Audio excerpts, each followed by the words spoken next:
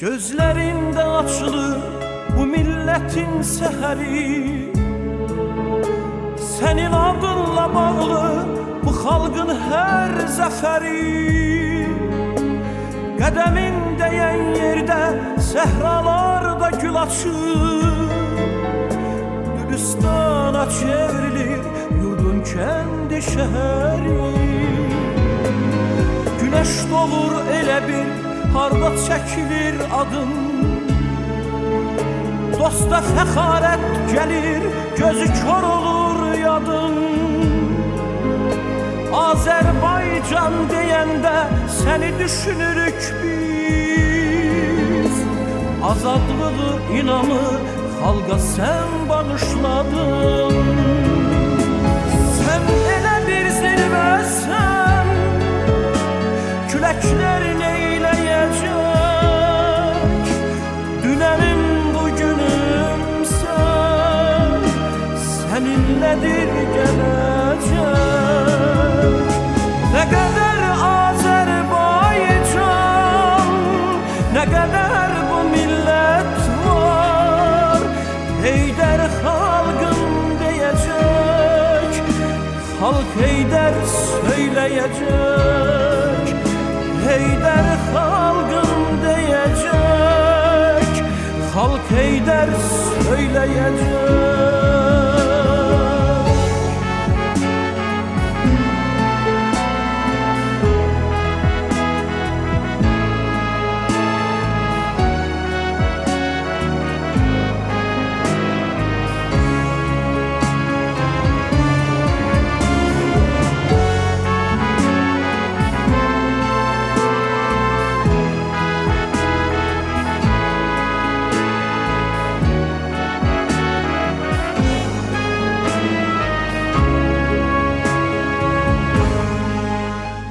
Sen bu çetin zamanda gücümüz, kuvvetimiz, sen bizim bu dünyada en büyük servetimiz.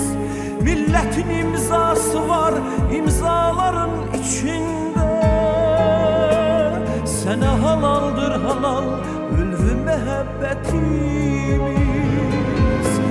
Sen bu çetin zamanda gücümüz, kuvvetimiz, sen bizim bu dünyada en büyük servetimiz. Milletin imzası var imzaların içinde, sana halaldır halal ülvü mehabbetimiz. Sen ele bir zirvəsən, küləklərin eyləyəcək, dünənin bugünümsən, səninlədir gələcək. Ne kadar Azerbaycan, ne kadar bu millet var, Heydər xalqım deyəcək, xalq Heydər söyləyəcək.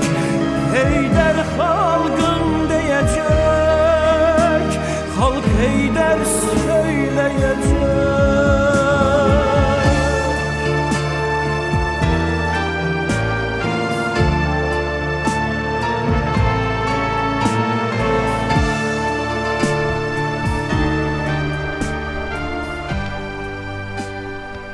Əziz değerli dostlar, biz hal-hazırda Yardımlı rayonundayıq. Heydər Əliyev mərkəzindəyik və Ulu Öndərin büstünün yanındayıq.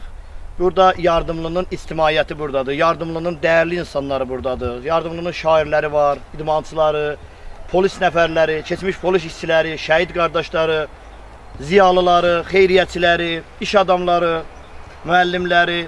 Yəni Yardımlının hər sahədən olan oğulları, değerli insanları buradadır.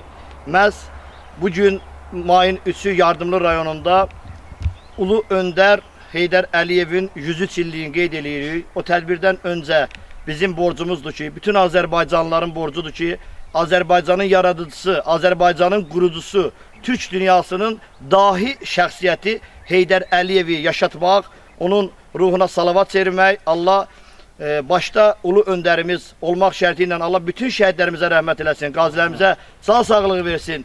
Hamımız bir deyək, yaşasın Azərbaycan, yaşasın Azərbaycan.